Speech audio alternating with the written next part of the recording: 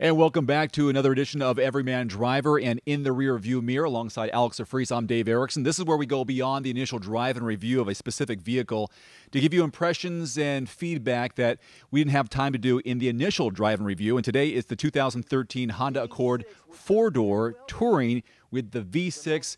I absolutely love this vehicle. But before we get to all that, Alex, where are we? We are at the all-new Everyman Driver Car Cave. This is an airplane hangar at an undisclosed location. We are not Top Gear, but this place is pretty freaking sweet. And this won't be the only time you see this studio. No, we'll be using this for all of our studio work, our rearview mirrors, and we've got some very big projects coming up that we'll let you guys know about in the coming weeks. All right, today we're going to be talking about the car, of course, but we also have some feedback that you left us on our YouTube channel. So if you're watching this for the very first time, please subscribe and you'll get updates on our new video uploads. And also we're on Facebook and Twitter. The keyword is Everyman Driver. And for our Facebook followers, we give sneak peeks at videos before they're made public. So follow us on Facebook and you'll see videos before the general public gets a chance to see them. That's pretty cool. It is very cool. Now, Dave, refresh the Everyman Driver Nation here on our thoughts on this car. You seem to like it a little better than I did. I believe my rating was an 8 out of 10. You gave it a 9. Clearly.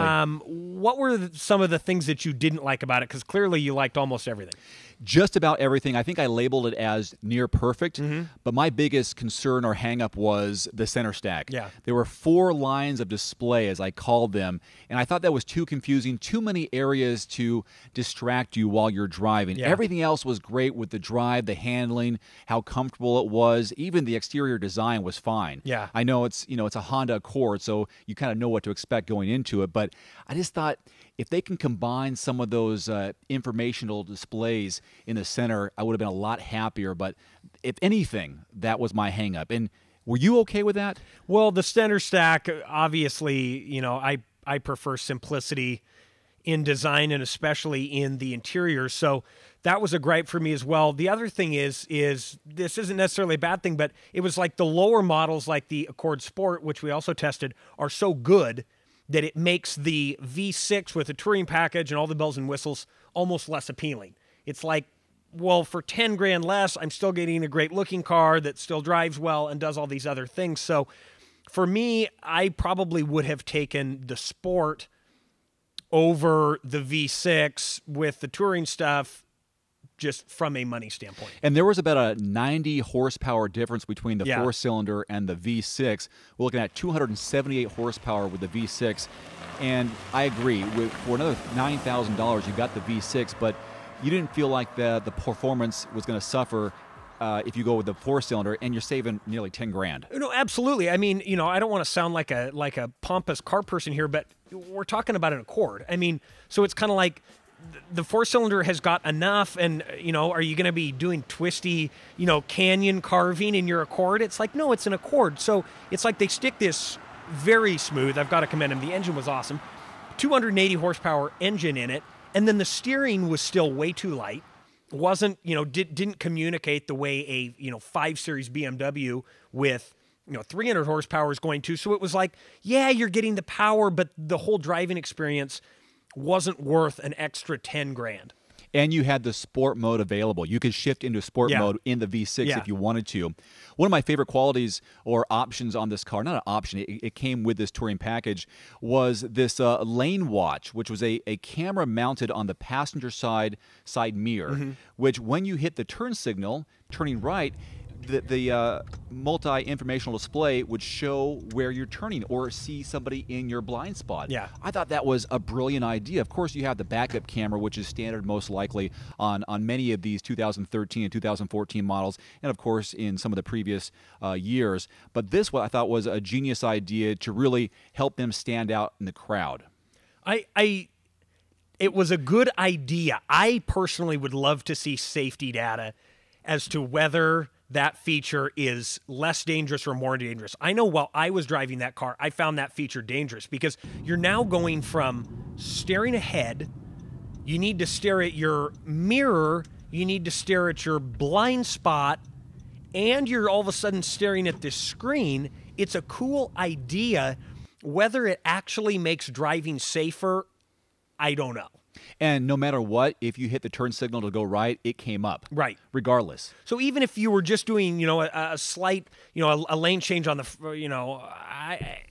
it's not my style. Okay. You love it. I do. And that's great. It's not my style. Very impressive was backseat legroom and headroom. You're 6'2", I'm just about 5'11", and we had you positioned behind, I believe it probably was yourself in the driver's position, so we saw where the seat was. You got behind. You had plenty of room for your legs. I was shocked. I mean, it wasn't quite as good as the Passat, which, without having the numbers in front of me, I can guarantee you is a longer car.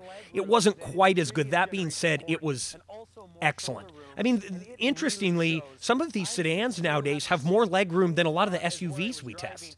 It's like they've gotten so clever. I think this Accord is actually a couple inches shorter than the last generation, but you've got so much more rear legroom. And like you said, we're not small guys. So I really have to commend, a lot of the engineers in this class, but since we're talking about the Accord, for how much legroom you're getting and headroom as well. It was fine in both areas. Some of our feedback right now will be expanded based on the questions we've received from our subscribers on YouTube. And I'm going to start naming off a few of these questions here, beginning with Terrence Horton, who wrote to Alex, with technology changing so fast, I wonder whether any 2013 vintage, quote, tech package will be seen as anything but a worthless dinosaur when it comes time to trade in or sell the car. Personally, I'd rather use my iPhone or iPad for navigation. They are easily upgraded as the technology evolves. I think automakers would do better to keep the cost down and leave the tech stuff to Apple. What do you think? Well, Terrence is a man after my own heart. I think the whole Everyman Driver Nation knows that as a rule, I'm not a huge navigation and tech guy, but he makes a great point. An example would be my next car, God willing, is going to be a 2004 M3. Now, why do I want the 2004 versus the 2005? And I apologize if I'm getting my years slightly off, but I think it's in 2004, the M3 didn't have a nav screen. In 2005, this was only 8 years ago, the M3 got a navigation system. But nowadays, it's slow, it's antiquated, and so I don't want it. So, and you're also going to pay more money for it. So he makes a great point here, and this is such a great point to make on this car because it's got 2 screens and, just bells and whistles galore, that this stuff is going to be antiquated, and also one day it's going to break. The more stuff you put on a car, the better chance there is it is going to break down the line. It's just a fact. It may be 100,000 miles, it may be 150, and maybe that's a bad argument because you go, well, don't have anything so that it doesn't break. But it's a point worth making that all of these bells and whistles are going to end up getting dated, and in some cases, like with my M3 or future M3, it actually makes it less desirable, not more desirable. All right, next question from Carlos on YouTube. He says, love that Honda, Nissan, and Toyota still have V6s. Turbos in engineering circles are known as shortcut engineering. Small turbos have fallen short in real-world conditions. Power and gas mileage are not superior to most larger counterparts. Well, I would have to completely disagree with this. My dad is a mechanical engineer, and I sort of asked him about this. Turbos, forced induction, so turbochargers or superchargers, particularly turbochargers, just aren't what they were 10 years ago, 20 years ago, when Saab came out with the, with their, I think it was the 9000 turbo, I think is what it's called. Go drive a new BMW 335 or 535 with a twin-scroll turbo. Even the twin-scroll turbo in the Chevy Malibu, which I hated almost everything about it, the engine was pretty solid. These are not the turbochargers of yesteryear. They're twin-scroll. They're dead smooth. The gas mileage is unbelievable. I would not call that shortcut engineering at all, and there's a reason that companies are doing this. It's not a shortcut. Oftentimes, you're getting significant fuel savings. You're still getting the horsepower and torque numbers.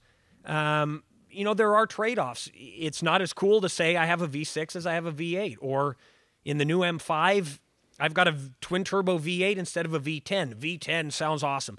It also sounds better. Yeah. You know, they oftentimes sound better, but you can't be everything to everybody. But to call turbos, especially with these just masterpiece engines that they're building today from, say, BMW, to call them shortcut engineering, I think is absolutely short-sighted. And I think if he were to actually drive those cars and see what kind of fuel numbers he was getting, he'd be a believer. Great question, Carlos. I hope that helped answer that, or at least gave you a point counterpoint. Again, this is an opportunity for you to get some real-life feedback from us by going to our YouTube channel and comment below any of our reviews that we've done, and you will see more videos in the future with our feedback. Well, that's going to wrap it up for this episode of In the Rearview Mirror. Our focus was the 2013 Honda Accord Touring 4-door with the V6, very popular on YouTube.